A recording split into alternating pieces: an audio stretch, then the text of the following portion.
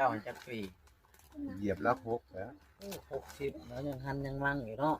สองเมียพวก แม่น รวมแล้วกับเมียผู้นั้นกับผู้นั้นลูกจะคนบัดนี้ ผู้นั้นล่ะผู้แล้วตาย หก ยังเหลือสองตาย ผู้นี้ สี่ ผู้นี้ทราบ ผู้นี้ทราบ ผู้นี้เป็นเก้าคน แม่น อารมณ์ดีได้เนาะ คาโลเป็นต่อ อ่า ฮูบห่อเป็นร่องเพิ่นเอิ้นนั่นนี่ฮะ ก็คือเอาเมียคนนั้นได้แต่งได้แปลงบ่ซะ บ่ เมียโกกอะไร ก็บ่ได้แต่งนะ บ่ได้แต่ง บ่ เมียผู้นี้ก็บ่ได้แต่งอีก อันนี้ก็ยอมรับบ่ได้แต่ง เอาแล้วเพื่อแต่เขาฟรีแทบบาท แม่น